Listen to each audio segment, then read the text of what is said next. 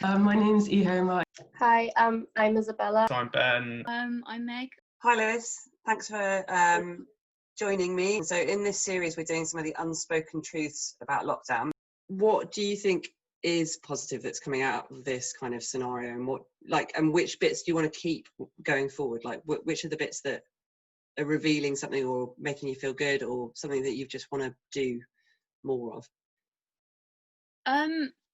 I've started crocheting, which I actually really like, and it's so much fun because I'm really bad at following instructions. So I've been like designing my own patterns, working out how things fit, how to shape things to your body, which has been really good. And I think doing A-levels again, the first time I really didn't enjoy my A-levels and I didn't revise. And it really affected me.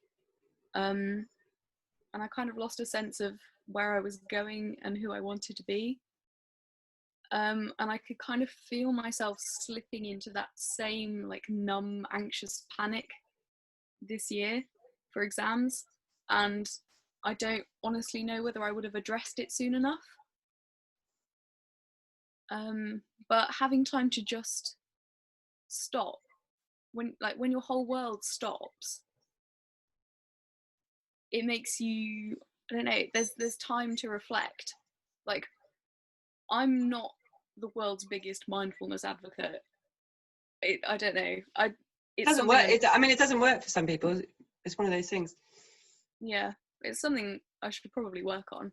But I think just stopping and having headspace has made me realise more things that I want to change and the kind of person that I want to be when I get out of it and I have a chance to meet new people and do new things, because going to uni will allow me to shape a slightly different personality. So yeah, I think being able to not be guilty about just kind of doing a bit of nothing for a while or having an actual full day off, I think because that's partly happened because there's been much less work for me to do, and yeah, I think that's something that I'd like to keep going. Maybe have like one day a week where I just totally don't think about any kind of responsibility and I can just do whatever, worry about it. And then also kind of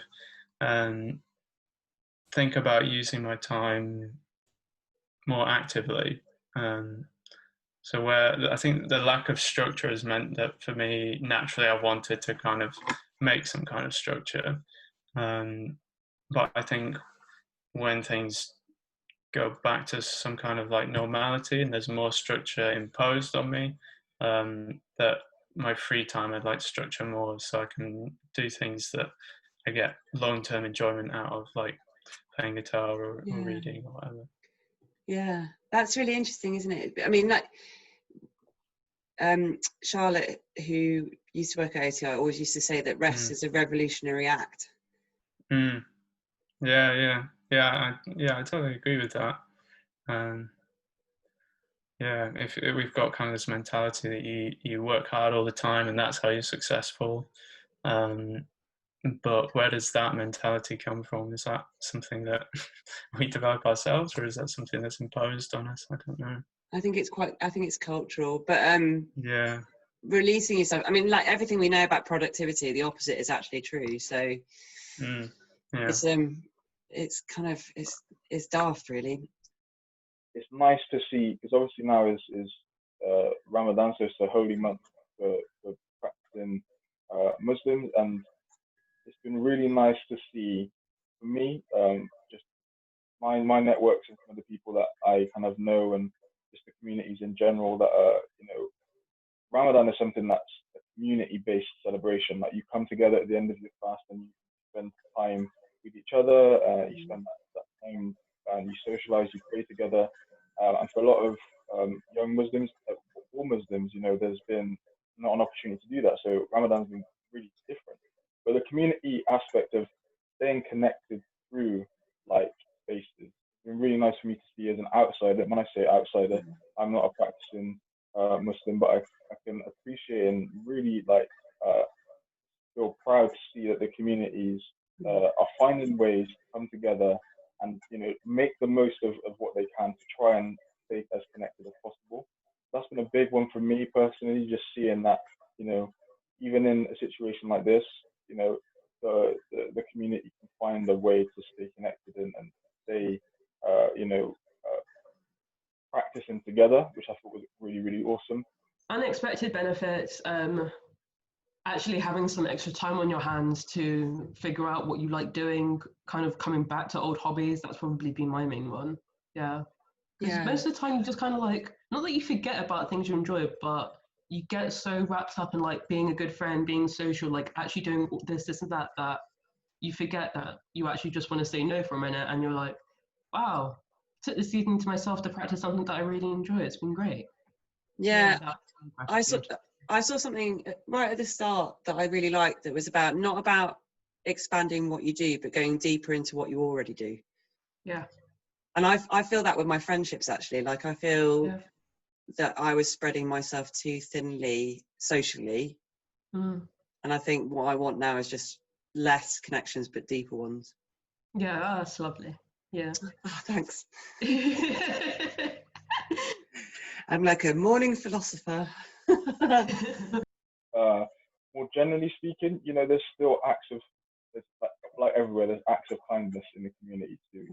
Everyone has each other's back to a certain extent as well. So yes, we're living in, or potentially living in, shared spaces that are really highly populated. But as a community, we're checking in with each other, and we're really trying to, make sure everyone's okay.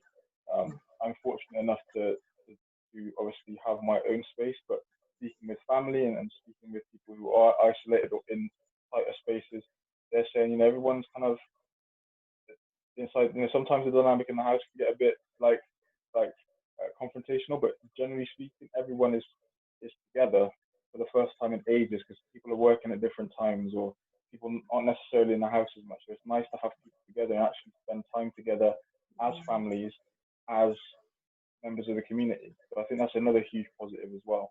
So there are nice things that are coming out of this weird time that we're in, but it is also important to pay attention to the things that could be impacting us too. So yeah.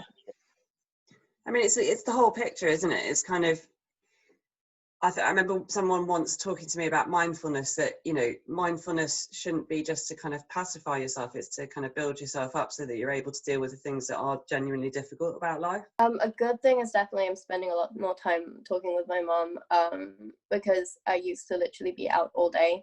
Like, as soon as I finish school, I get home and then I might eat something really quick and then leave and then come back for dinner. Now I always get to talk to her during lunch, which is always nice, to complain about my brother and sister together. Like, there was, at the start, I was like, okay, well, I'll have a lot more time to do different things because there's so many projects I've been wanting to get on. Yeah. But then I end up not really wanting to do any of it. The thing is, I mean, this was kind of before the lockdown as well, but I always have the urge to do things when it's really late and I should be getting to bed, which is very annoying. No, but it makes sense, because teenagers, that's when your brains wake up. So yeah, it's ridiculous. It's just like this light that turns on as soon as the light outside turns off. But yeah, I've been able to do a few things, but it actually has made me realize how much time I have more. Sometimes the days go by super slowly, other times it goes by really quickly. It really depends. But when I would go out, it would go super quickly every time. And I've realized it's actually, I'm a bit more relaxed, I guess, because I always run around, as in, like, I need to get there by that time, even if nobody's actually waiting for me. I need to use as much of the day up as possible. And now I don't have that obligation, really. Like, my mind doesn't give me that obligation anymore because I can't go outside. So if I waste a couple hours just playing on my phone or something or doing absolutely nothing, it's okay. Whereas before I would feel the need to completely keep myself occupied constantly.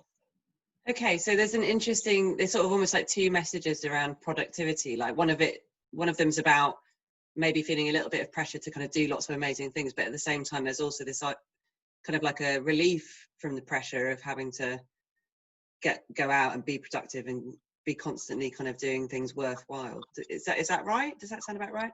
Yeah, definitely gives this period, I guess, less importance, as in, I really don't know how to explain it. Like, it's just, it doesn't matter as much if I don't do much this time, because there's not much I can do. Yeah, it's almost like we've all been given a little bit of a release valve of like, oh, well, you know, it's a pandemic, so chill out. Exactly. Bye. Bye. Bye. Cool. Bye.